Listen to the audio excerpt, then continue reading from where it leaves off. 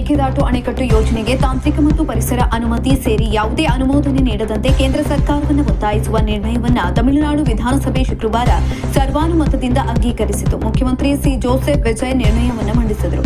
ಕಾವೇರಿ ನದಿಗೆ ಅಡ್ಡಲಾಗಿ ಮೇಕೆದಾಟು ಅಣೆಕಟ್ಟು ನಿರ್ಮಿಸುವ ಕರ್ನಾಟಕ ಸರ್ಕಾರದ ನಿರ್ಧಾರ ಏಕಪಕ್ಷೀಯ ಕ್ರಮವಾಗಿದೆ.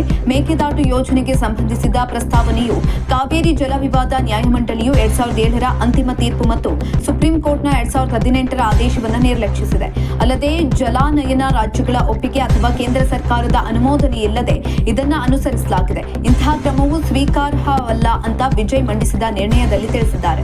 ಕಾವೇರಿ ಜಲಾನಯನ ಪ್ರದೇಶವು ನೀರಿನ ಕೊರತೆ ಇರುವ ಪ್ರದೇಶವಾಗಿದೆ. ಲಭ್ಯವಿರುವ ನೀರನ್ನ ಈಗಾಗಲೇ ರಾಜ್ಯಗಳ ನಡುವೆ ಹಂಚಿಕೆ ಮಾಡಲಾಗಿದೆ ಅಂತ ನ್ಯಾಯಮಂಡಳಿ ಮತ್ತು ಸುಪ್ರೀಂ ಕೋರ್ಟ್ ಎರಡೂ ಗಮನಿಸಿದೆ.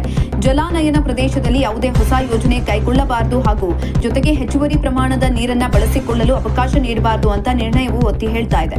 ತಮಿಳುನಾಡು ಸರ್ಕಾರವು ಕೇಂದ್ರ ಜಲ ಆಯೋಗ ಮಧ್ಯ ಪ್ರವೇಶಿಸುವಂತೆ ಮನವಿ ಮಾಡಿದ್ದು, ರಾಜ್ಯದ ರೈತರ ಹಿತಾಸಕ್ತಿಯನ್ನು ರಕ್ಷಿಸುವ ಉದ್ದೇಶದಿಂದ ಕರ್ನಾಟಕ ಸರ್ಕಾರ ಸಲ್ಲಿಸಿರುವ ವಿವರವಾದ ಯೋಜನಾ ವರದಿಯನ್ನ ಪರಿಶೀಲಿಸಬಾರದು, ಪ್ರಕ್ರಿಯೆಗೊಳಿಸಬಾರದು ಹಾಗೂ ಅನುಮೋದಿಸಬಾರದು ಅಂತ ಆಗ್ರಹಿಸಿದೆ.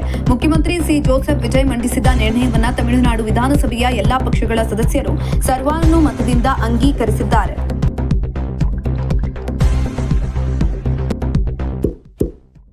ಇಂತಹ ಇನ್ನಷ್ಟು ವಿಡಿಯೋಗಳಿಗಾಗಿ ಲೈಕ್ ಮಾಡಿ, ಫಾಲೋ ಮಾಡಿ, ಶೇರ್ ಮಾಡಿ.